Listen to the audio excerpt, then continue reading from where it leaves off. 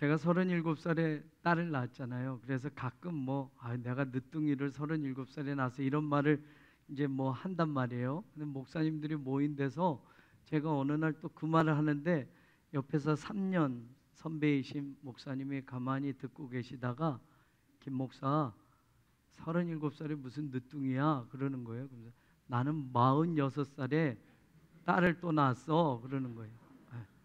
이미 아들 큰아들이 있고 딸을 생각지도 않은 딸을 46살에 낳은 거죠. 46살쯤 돼야 늦둥이라고 그러지. 그러니까 그 선배님 옆에서는 늦둥이란 말을 하지 못해요. 그 선배 목사님이 오늘 오후 예배에 설교로 오십니다. 근데 덜컥 아이가 가지니까 생각지도 않는 아이가 가니까 사모님도 이제 40대 중반의 아기를 가지니까 걱정은 되지만 이제 그렇게 해서 아기를 낳은 거예요. 그런데 동기 목사들이 어느 날 갑자기 갓난 아기를 갖고 가면 야, 네 아들이 사고 친 거야 이럴까 봐 그래도 친한 목사님에게 알려야 되겠다. 그분은 콜로라도 스프링스에서 목회를 하시고 23년 동안 하시고 한국에 오셨는데 뉴욕의 친한 목사님에게 전화를 걸었대요. 얘한테 먼저 빨리 얘기하면 친구들이 다 퍼져서 이제 좀 이해하겠지라고 딱 전화를 했는데 마침 야 너 전화 잘했어. 내가 할 얘기 있어. 그래서 당신도 할 얘기 있어서 전화했는데 그래 너 무슨 얘긴데? 그러니까 우리 딸이 이번에 하버드에 들어갔어 그러더라는 거예요. 아니 누구 딸은 하버드 대학에 들어갔는데 누구는 지금 갓난아기 낳았다고 말하는 게 너무 창피해서 말도 못하고 끊었었대요. 46살에. 그리고 지난 한 주간 목회 세미나 가서 미국에서 친하게 지냈던 목사님들과 잠깐 이야기를 나눴어요. 근데 우리가 목사니까 하나님의 부르심 생각하고 또 한국에 와서 목회를 하는데 그 목사님은 이제 아이들을 남겨두고 중고등학교 시절에 남겨두고 한국으로 와야 했던 거죠. 이제는 다 장성해서 큰아들은 미국의 공군사관학교를 졸업하고 여러분 탑건, 여러분 미국의 최고의 전투기를 모는 사람이 됐어요. 젊은 나이에 대단한 거죠. 그리고 둘째도 잘 됐고 그런데 이제 크니까 얘기를 한다는 거예요. 엄마 아빠가 우리를 버려두고 가서 너무 힘들었었다. 그때는 그런 말들을 서로가 힘들까 봐 하지 않다가 엄마 아빠는 한국 가서 목사님이니까 목회를 하러 교회를 갔는데 우리는 여기 미국에 남겨져서 청소년 시절에 참 힘든 시절을 지나와야만 했다라는 거죠. 아까 서두에 말씀드린 그 선배 목사님 큰아들도 그 아들도 이제 의대를 내년에 졸업해서 미국에서 레지던트하고 의사가 돼요. 참 하나님의 은혜로 잘 된 거죠. 네. 근데 그 아들도 그랬대요. 왜 나하고 상의 없이 엄마 아빠는 한국에 가는 걸 결정했느냐? 나하고도 얘기를 해줬어야 되지 않느냐? 그런 거죠. 그러면서 미국에서 목회하다 한국에 왔고 또 아이들을 남겨두고 또 아이들이 청소년 시절 또 외롭게 미국에서 혼자 공부들을 하고 이랬던 것들을 부모의 입장에서 생각하면서 미안하고 또 한 분 목사님은 다시 미국으로 가려고 지금 준비하고 있어요. 그래서 마음도 또 동병상련의 어떤 그런 마음도 느끼면서 그런 생각을 했어요.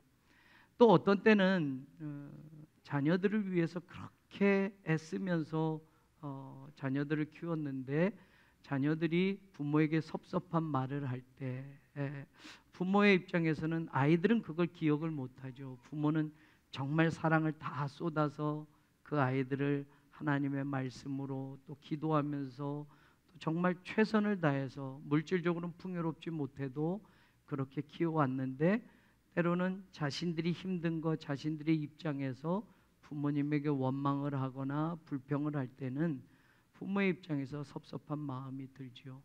저도 세 자녀를 키우면서 아주 어린 시절부터 지나오면서 아이들이 아플 때 부모는 어떻게 아이가 아픈데 잠을 잡니까? 열이 펄펄 끓는 아이를 두고 졸립다고 부모가 자는 부모 없잖아요. 밤잠을 설쳐가면서 열을 식히려고 수건을 적셔서 또 닦아주고 또 닦아주고 하면서 부모가 잠을 못 자면서 밤새도록 그렇게 지나온 날들이 또 많잖아요. 제게도 생각해 보면 아내나 저나 자식들이 어린 시절 아팠을 때 그렇게 했던 날들이 여러 번 있었습니다. 부모의 사랑, 부모의 마음, 부모가 돼봐야 알아 라고 우리가 그렇게 말을 하는데, 진짜 저도 부모가 돼 보니까 그때 어머니가, 그때 아버지가, 자식은 그걸 몰랐는데 지금 내가 부모의 마음으로 자식에 대해서 그런 아픔들 혹은 또 마음들을 가지고 있었을 때 내 부모도 그러셨겠구나 하는 생각들이 든단 말이죠. 우리가 신앙생활하면서는 어떨까요? 하나님은 정말 우리를 육신의 부모가 자식을 사랑하는 것보다 더 사랑하시잖아요. 죽기까지 우리를 사랑하셨는데, 정말로 자식을 위해서 부모가 밤새도록 눈을 떼지 못하고 돌보는 것처럼, 하나님은 내 삶의 전체를 눈을 떼지 않으시고 나를 지켜보고 돌보고 계시는데, 우리는 사실 그 하나님의 사랑을 잊어버리고 살 때가 참 많습니다.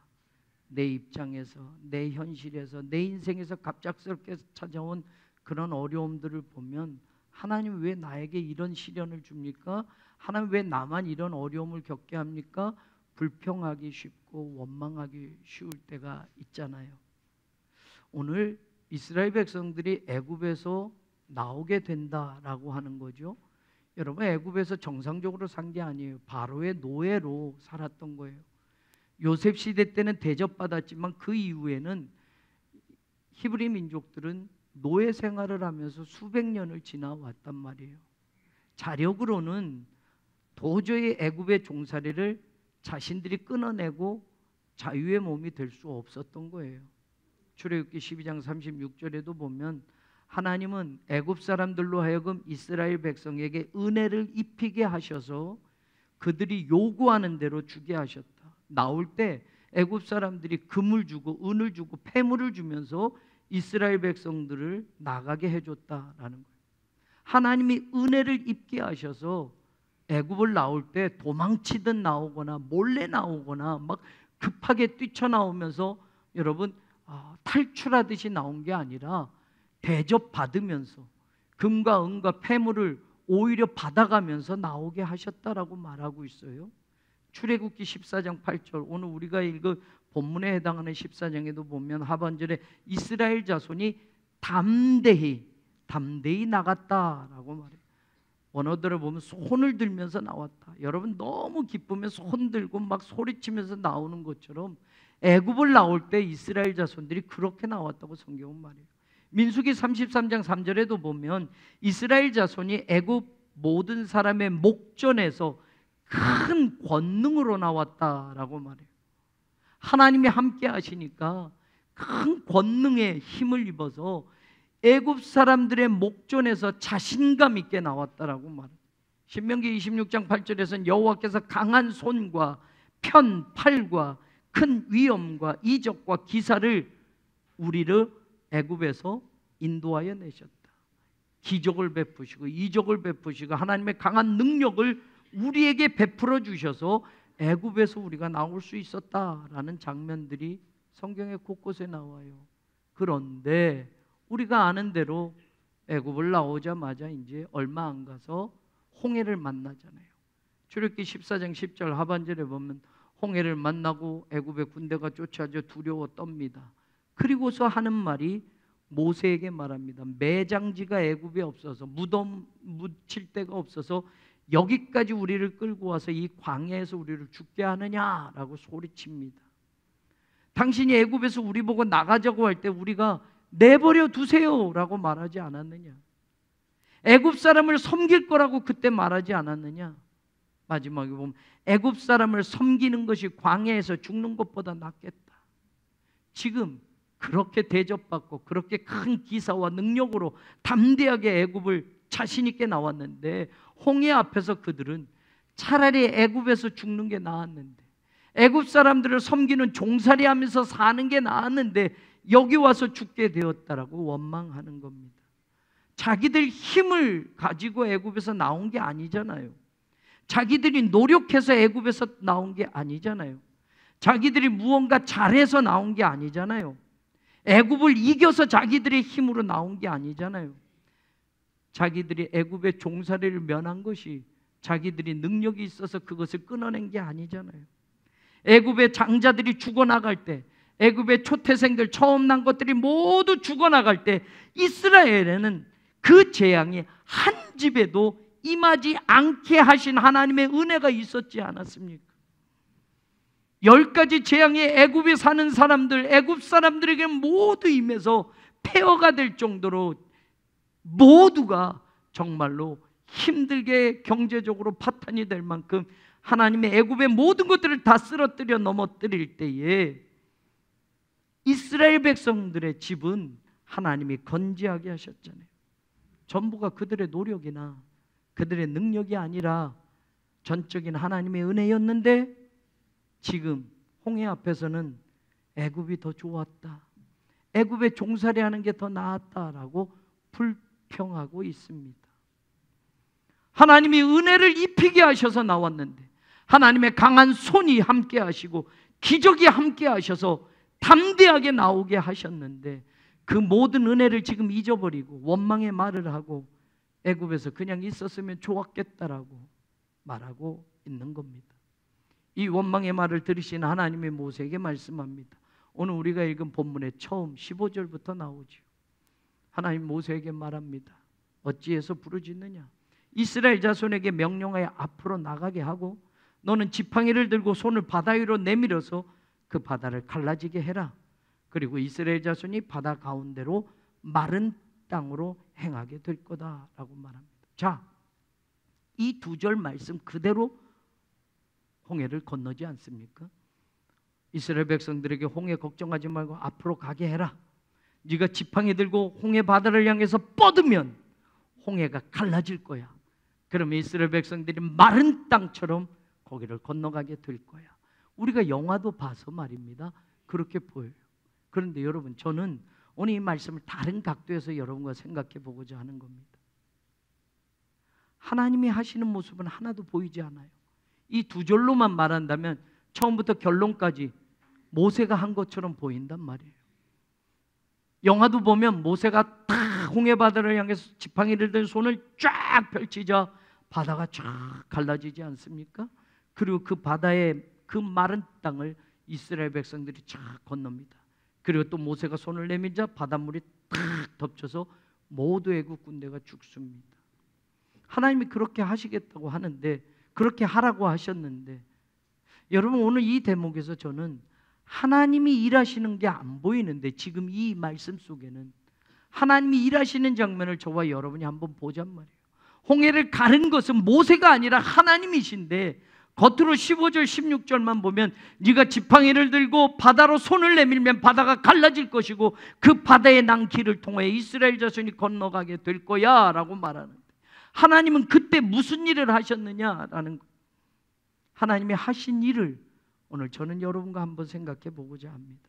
19절에서 20절 보면요, 이스라엘 진 앞에 가던 하나님의 사자가 그들의 뒤로 옮겨가매 구름 기둥도 앞에 있다가 뒤로 옮겨가고 애굽 진과 이스라엘 진 사이에 이르러서니 저쪽에는 구름과 흑암이 있고 이쪽에는 밤이 밝음으로 밤새도록 저쪽이 이쪽에 가까이 못하였더라. All night long, 밤새도록 그런 일이 있었다라고 말해요. 근데 여러분 한번 이 장면을 저와 여러분이 이스라엘 백성들의 입장에서 그때 그 자리에 있다고 하면 한번 생각해 보십시다. 성경은 분명히 그 말을 해요. 하나님의 사자가 이스라엘 진 앞에서 뒤로 옮겨갔다라고 말해요. 그럼 육신의 눈으로 하나님의 사자가, 하나님이 뒤로 가시는 게 우리가 볼 수 있는 겁니까? 못 봐요. 안 보여요. 하나님이 뒤로 가시는 모습은 눈으로 안 보입니다. 그렇지만 구름 기둥만 보고 갔던 이스라엘 백성들, 사실은 그 구름 기둥이, 불기둥이 이스라엘 백성들이 인도할 때 하나님이 약속하신 대로 내가 너희들보다 앞서갈 거야, 앞서서 인도할 거야 라고 말하는 것처럼, 근데 그 구름 기둥이 옮겨지는 건 보여진단 말입니다. 하나님이 뒤로 옮겨가시는 것은 보이지 않지만 구름 기둥이 옮겨가는 게 보입니다. 하나님이 하시는 모습은 보여지지 않습니다. 그런데 그 구름 기둥이 뒤로 가고, 구름 기둥이 있는 게 아니라 구름 기둥이 뒤로 가자 흑암이 짙게 쉽게 애굽의 진에 드리워지게 되었다. 그렇지만 밤새도록 그렇게 되지만 이스라엘 진 사이에는 밤이 밝음으로 빛이 비춤으로 그것이 밤새도록 이루어졌다라고 말합니다. 하나님이 앞에서 뒤로 옮겨가십니다. 구름 기둥을 옮기셔서 뒤따라오던 애국 군대 쪽에 하나님이 흑암이 들이우게 하셨습니다. 그리고 그 일을 밤새도록 하셨다라고 성경은 이야기하는 겁니다. 여러분, 이 흑암은 말입니다, 그냥 밤이 돼서의 그 컴컴함이 아닙니다. 이 흑암이라는 똑같은 단어, 호쉐크라는 단어가 바로 얼마 전에 이스라엘 백성들이 출애굽하기 전에 9번째 재앙에 애굽에 임했던 흑암과 똑같은 단어를 사용합니다. 출애굽기 10장에 보면 9번째 재앙의 모습이 나옵니다. 하나님이 모세에게 말합니다. 하늘을 향하여 네 손을 내밀어 애굽 땅 위에 흑암이 있게 하라. 곧 더듬을 만한 흑암이다. 모세가 하늘을 향하여 손을 내밀매 캄캄한 흑암이 3일 동안 애굽 온 땅에 있어서 10장 23절에 보면 그 동안은 사람들이 서로 볼 수 없으며 자기 처소에서 일어나는 자가 없었다. 그러나 이스라엘 자손들이 거주하는 곳에는 빛이 있었다라고 말합니다.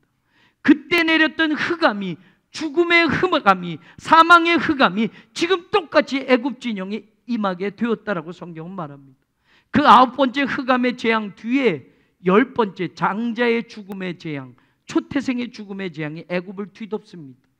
오늘 애굽 군대의 진영에 그 똑같은 흑암이 하나님이 뒤로 옮기셔서 밤새도록 그 흑암이 있게 하고 이스라엘 진영에는 빛이 비추게 하고 그 흑암의 재앙이 끝난 후에는 곧이어 애굽 군대는 홍해물에서 수장되게 죽게 하시는 하나님의 놀라운 능력을 보여주고 있었다라는 겁니다.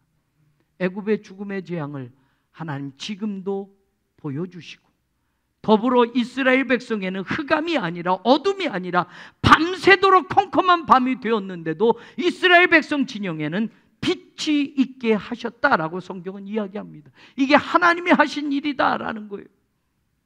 밤새도록 하나님이 그렇게 하셨다라고 성경은 이야기합니다. 하나님은 우리를 빛의 자녀로 부르셔서 우리를 끝까지 책임져 주시고 보호하시는 하나님이신 줄로 믿으시기를 바랍니다. 요한복음 12장 36절에 예수님이 말합니다. 나는 빛으로 세상에 왔나니 물은 나를 믿는 자로 어둠에 거하지 않게 하려 함이로다.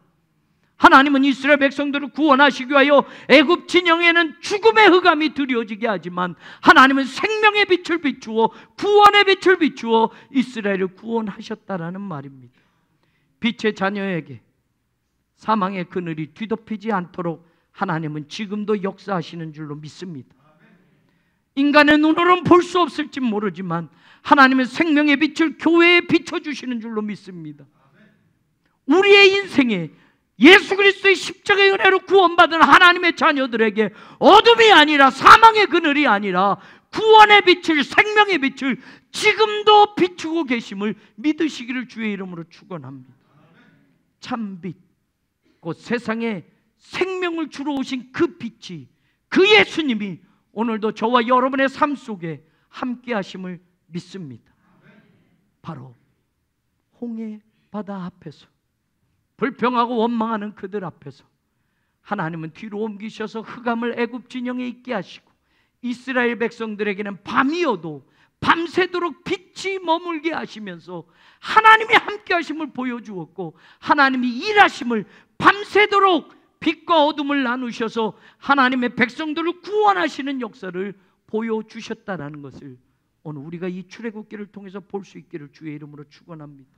데살로니가전서 5장에도 보면 바울이 너희는 다 빛의 아들이다, 낮의 아들이다 라고 말합니다. 그러므로 우리는 밤에 속하지 않았기에 우리는 자지 말고 깨어 정신을 차려야 된다라고 말하면서 그 결론으로 데살로니가전서 5장 23절에 보면 평강의 하나님이 친히 너희를 온전히 거룩하게 하시고 또 너희의 온 영과 혼과 몸이 우리 주 예수 그리스도께서 강림하실 때에 흠없게 보존되기를 원하노라 라고 말합니다. 다시 말하면 너희는 빛의 자녀야, 어둠의 자녀가 아니야.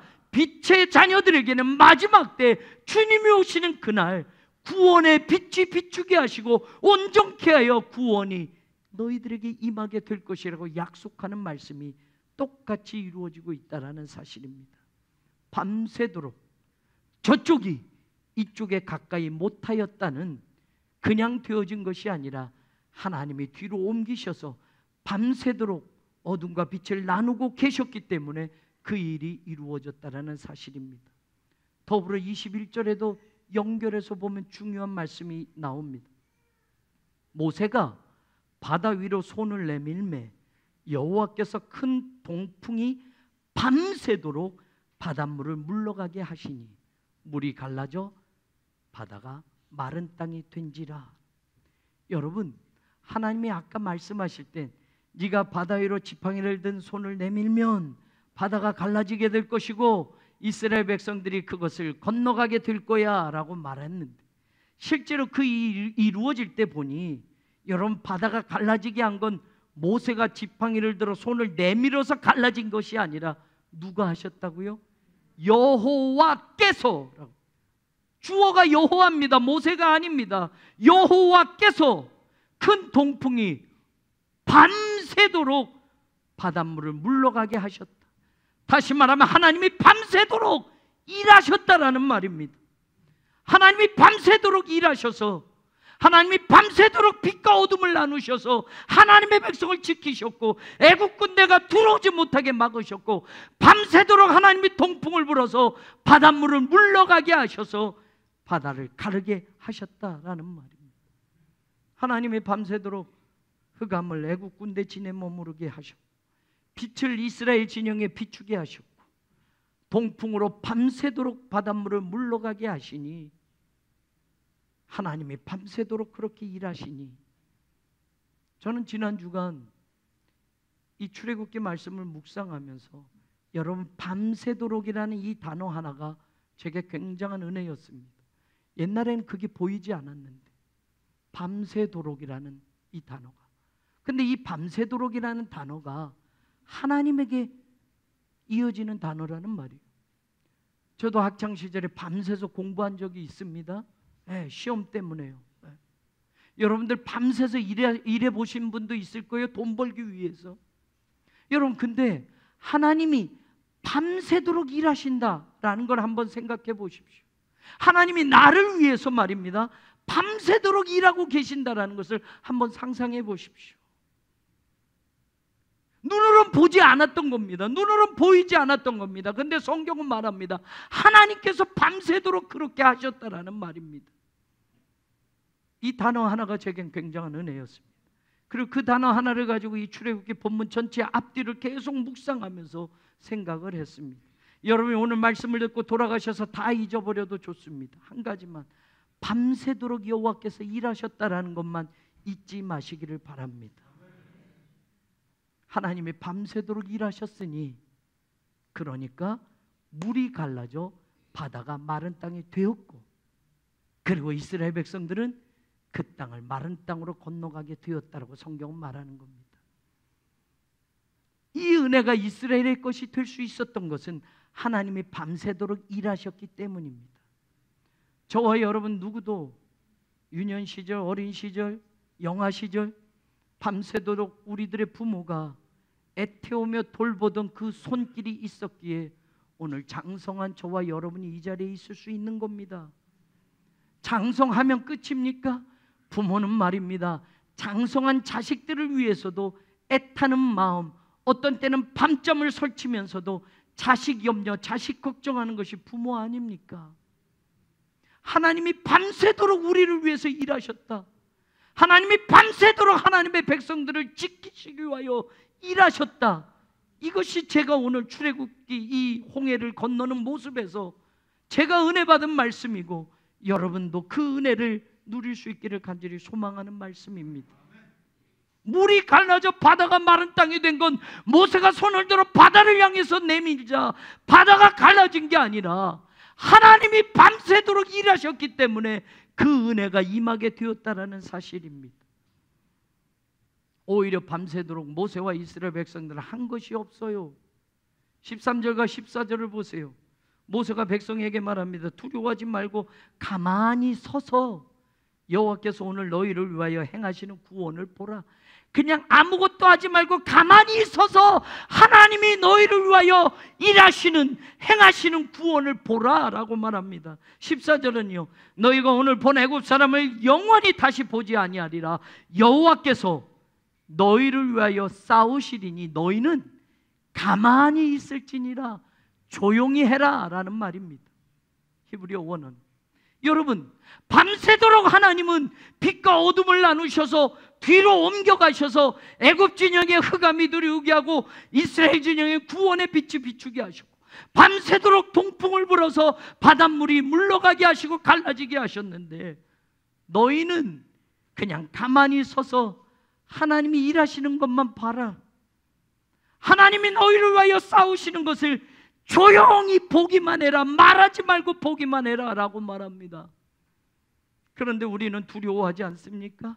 절망하지 않습니까? 불평하고 낙담하고 가만히 서서 우리를 위하여 행하시는 구원을 보라고 하시는데, 내가 하겠다고 나서기도 하고, 내가 앞장서겠다고 자랑하기도 하고, 나만 할 수 있다고 착각하고, 자리 다툼하고 직분 다툼하고 서로 나서고, 아니면 나 못한다고 뒤로 물러나지 않습니까?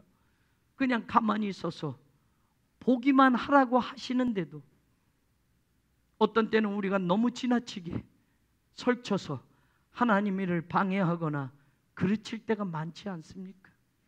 조용히 하고 우리를 위하여 싸우시는 하나님을 보라고 하는데, 응원할 필요도 없어, 박수칠 필요도 없어, 목청 높여 소리칠 필요도 없어, 조용히만 있으라고 하는데, 오히려 우리는 불평하고 원망하고 험담하고 반대하고 자기 혼자만 아니라 패를 지어서 하고 사람을 모아서 입을 맞추고 하나님의 일을 방해하며 막아설 때가 오히려 많지 않습니까?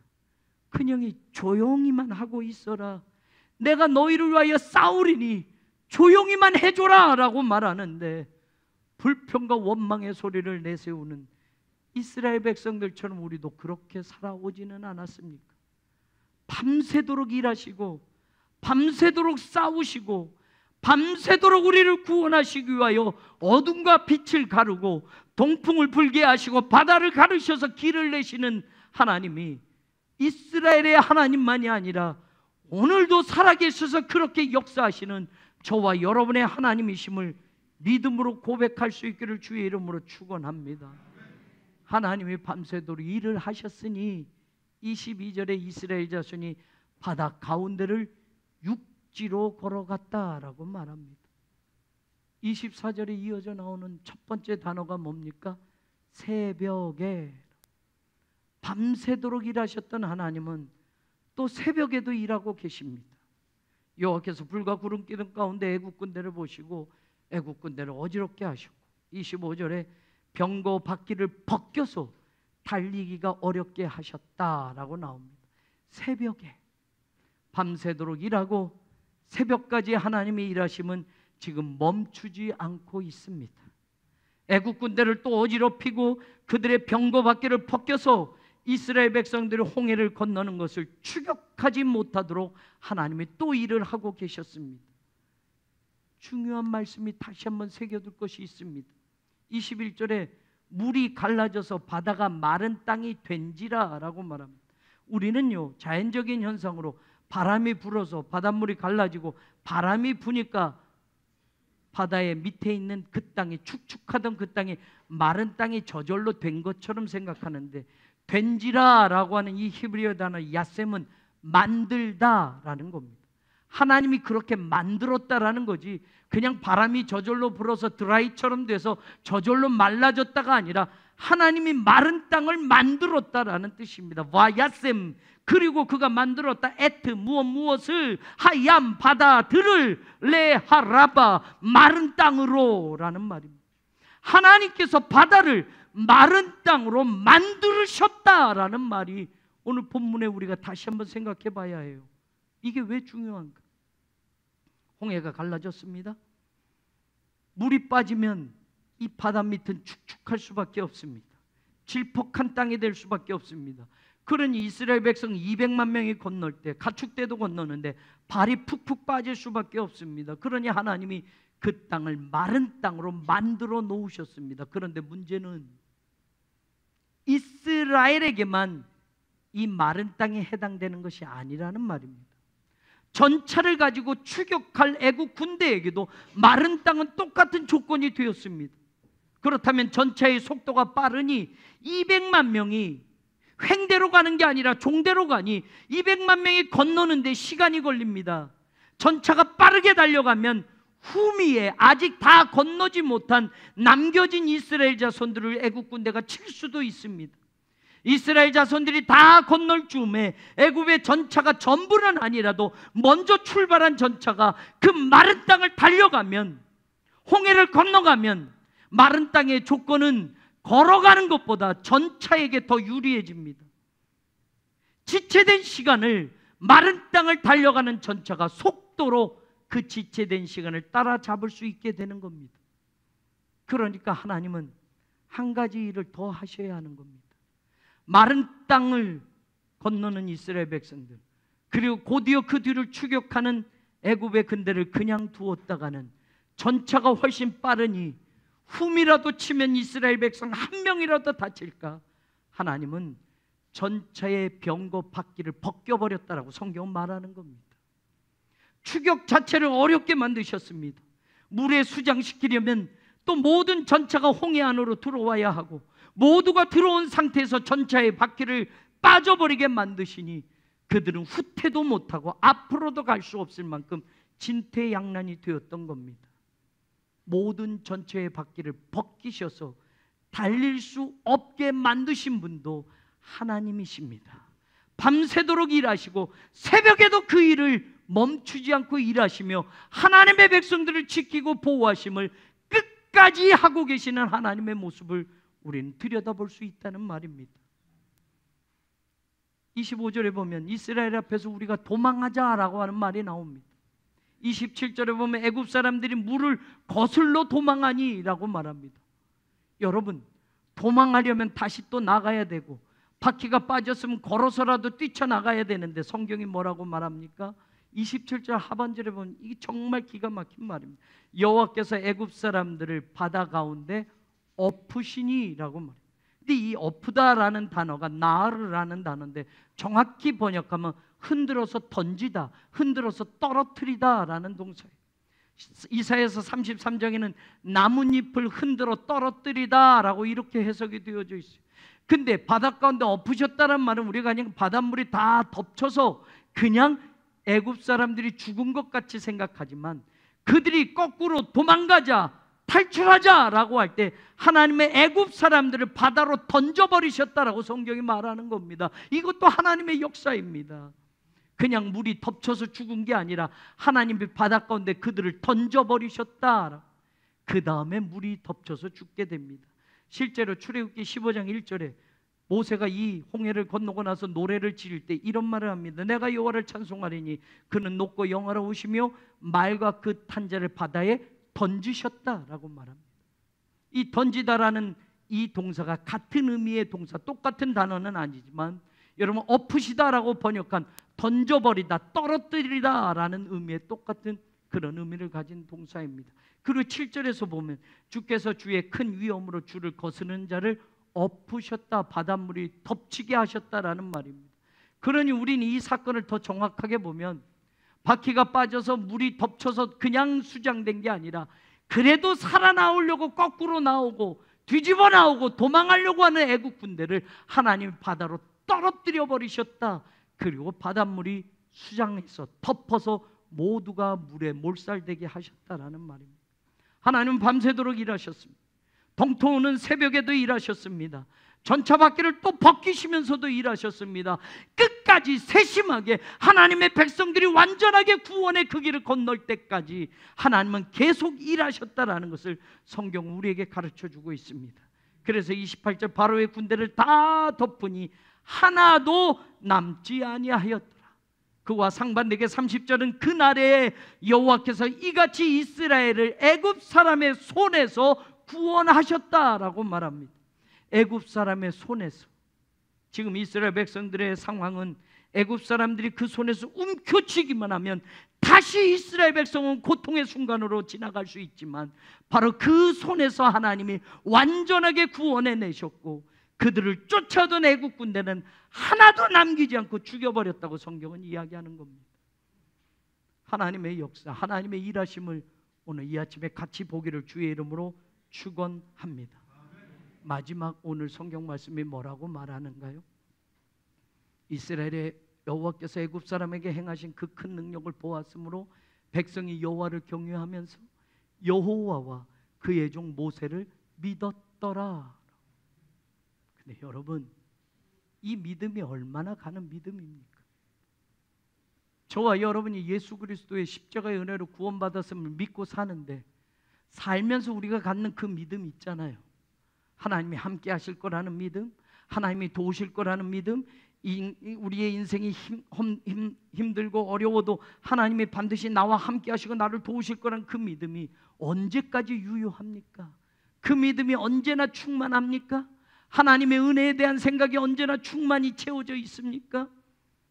그 홍해의 놀라운 기적을 보고 이스라엘 백성들은 하나님을 믿고 모세를 믿고 하나님을 경외하였다라고 말하는데 3일 후에 수르광야에 가서 그들이 물을 얻지 못하게 될 때 그들은 믿었던 그 믿음은 다 산산조각이 나고 원망의 입술로 바뀌지 않습니까?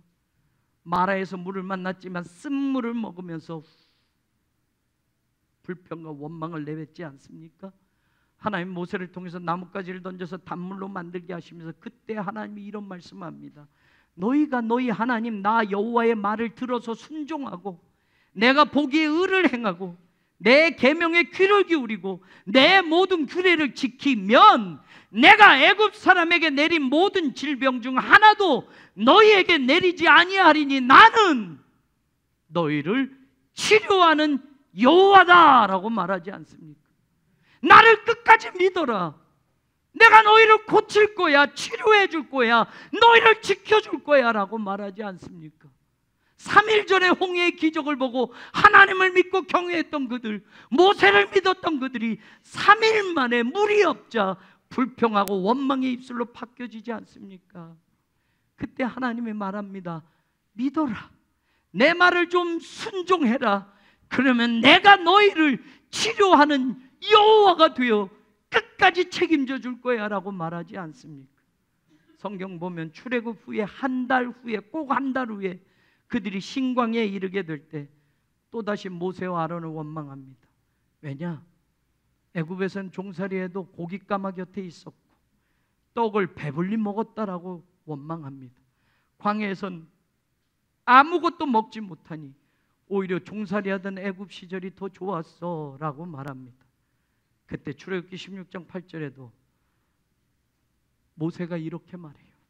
여호와께서 자기를 향하여 너희가 원망하는 그 말을 들으셨는데 우리가 누구냐? 너희의 원망은 우리를 향하여 한 게 아니라 하나님을, 여호와를 향하여 함이로다. 너희의 원망이 지금 하나님을 향한 원망이야. 하나님을 믿었더라 라고 하지만 그 믿음이 오래가지 않습니다. 출애굽기 17장 르비딤에서는요, 물이 없어서 모세와 다툽니다. 돌을 던져서 모세와 아론을 죽이려고까지 합니다. 하나님을 의심합니다. 모세와 싸웁니다. 그래서 그곳이 마사와 무리바라는 이름이 됩니다. 홍해를 건너게 하시는 하나님의 능력을 보고 하나님을 경외하고 하나님과 모세를 믿었어도 그 믿음과 그 경외함은 7일 만에 바뀌어집니다. 3일 만에 바뀌어집니다. 한 달 후에는 아무것도 남지 않습니다. 그렇습니다. 우리도 별반 다를 바 없습니다. 환경이 바뀌고 인생의 조건이 안 좋아졌을 때 아무런 효력도 없이 우리가 가진 그 믿음이 연약한 믿음으로 뒤바뀌어진 것을 우리도 체험한단 말입니다. 믿음이 불신으로 바뀌어지는 때도 있습니다. 감사가 원망의 입술로 바뀌어지는 때도 있습니다. 그런 연약하고 흔들리는 믿음조차도 하나님은 매 순간 받으셨고 그리고 또 도와주시고 또 구원하시면서 이스라엘 백성을 이끄시는 불기둥과 구름기둥을 광야 생활 동안 거두지 않으시고 끝까지 함께해 주셨습니다. 오늘 내가 가진 그 믿음은 언제까지 유효합니까? 내가 받은 은혜는 사그라지지 않고 언제까지 충만히 채워지고 있나요? 인생의 조건과 환경에 따라 또 흔들려도 또 내리막길을 걷게 돼도 하나님이 기다려주시고 참아주시고 용서해주시고 이해해주시고 우리를 떠나지도 않으시고 버리지도 않으신다는 것을 이스라엘 백성들의 이 모습에서 저와 여러분도 믿고 하나님의 은혜에 감사하는 이 아침이 되기를 주의 이름으로 축원합니다. 하나님은 출애굽기 19장에서 모세에게 이런 말을 합니다. 내가 어떻게 독수리 날개로 너희를 업어서 내게로 인도하였음을 너희가 보았느니라. 세계가 다 내게 속하였는데 너희가 내 언약을 지키고 내 말을 듣는다면 모든 민족 중에 내 소유가 될 것이고 제사장 나라가 될 것이고 거룩한 백성이 되리라. 이 말은 오늘 우리에게도 마찬가지입니다. 하나님의 날개로 우리를 업으셔서 보호하십니다. 밤새도록 일하시면서 우리를 지키십니다. 새벽에도 쉬지 않고 일하십니다. 하나님의 백성들의 구원을 위해서 하나님은 지금까지도 일하고 계십니다. 밤새도록 일하시는 하나님을 오늘 저와 여러분이 만나 뵙기를 주의 이름으로 축원합니다.